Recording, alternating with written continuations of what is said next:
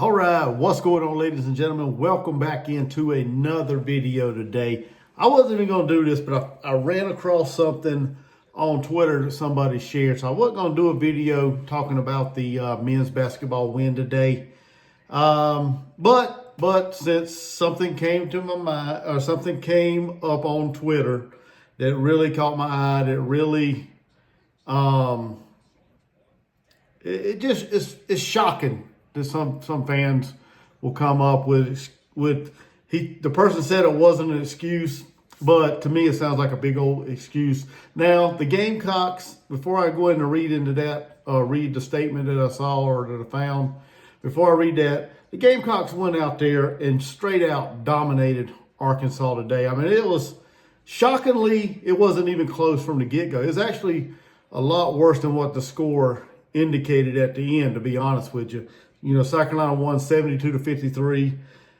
They held Arkansas to 14 points in the first half. I think they were shooting like 13% or something like that. I don't have all the stats right here in front of me, but they were shooting like 13% or something from the field in the first half. I mean, South Carolina just dominated. Arkansas was missing shots left and right. Couldn't get anything to go. South Carolina was locking them down on defense, turning them over. Now, granted, South Carolina wasn't really lighting up the scoreboard in the first half. They went on a big scoring drought as well.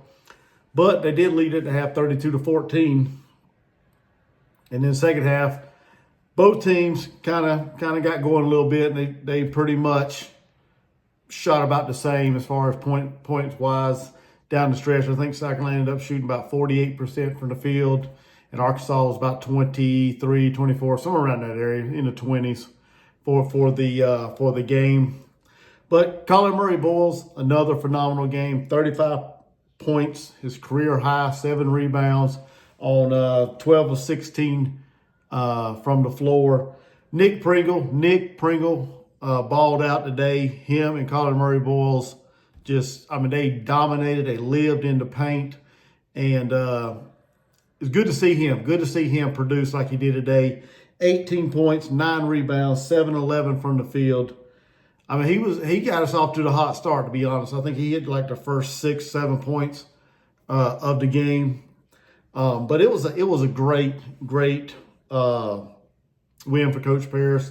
He is never lost to what is his name? Calipari. He's never lost to John Calipari, even as an assistant when he's at Wisconsin. Never lost to Calipari team. So, and it still continues today because they did get the win in big time fashion. But like I said, Nick Pringle, Colin Murray-Boyles, them two lived in the paint. Got South Carolina 38 paint points to Arkansas's 18. So, phenomenal job today. I was shocked. I wasn't expecting what I saw today based off of what I've seen so far this year. So before I get into that little article that I read that I came across on Twitter, I can't remember who shared it on Twitter, but I do have a screenshot of it here on my laptop. But before I do that, make sure you guys are hitting that like button, that big old thumbs up button. Help this channel out. Subscribe if you're new.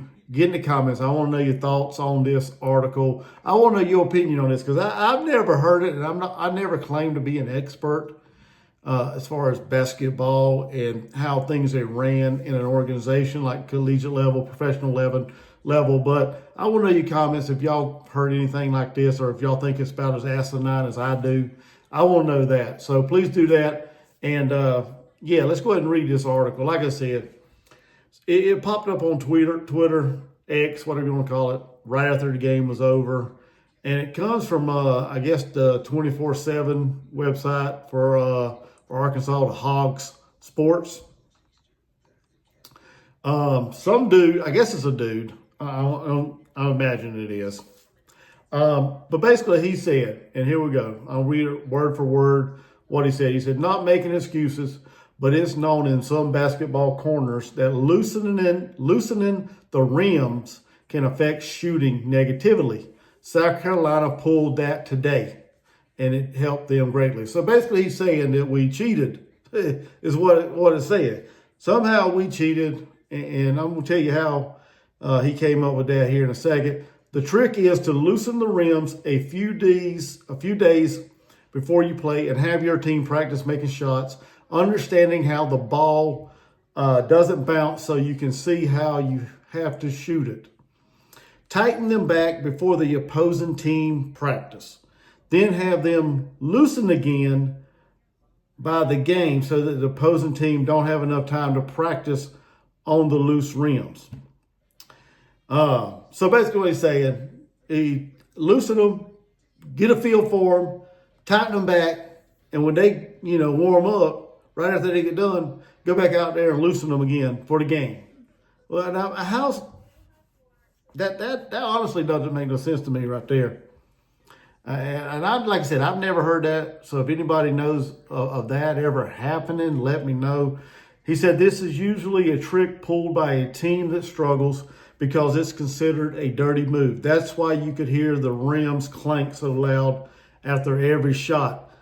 No doubt we shot badly, but we had a little help from a trick South Carolina pulled.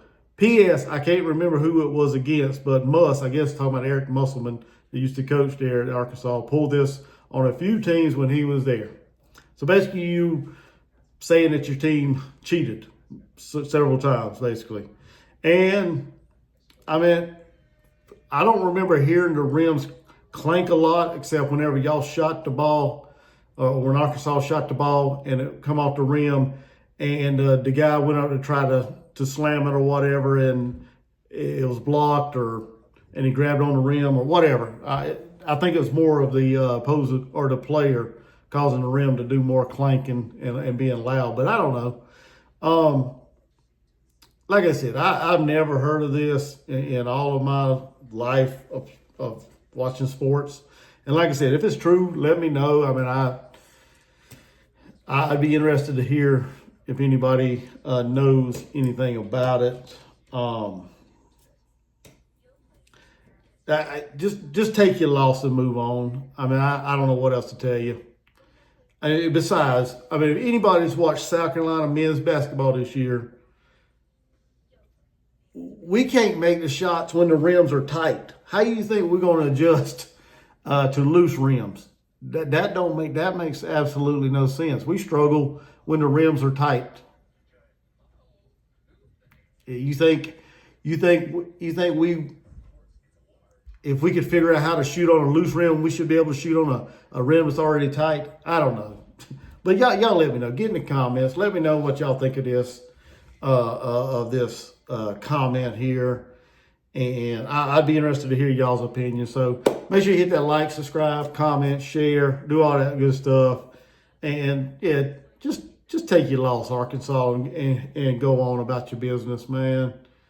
Yeah, nothing else to say. Anyway, y'all have a good one. I'm out of here. See you in the next one.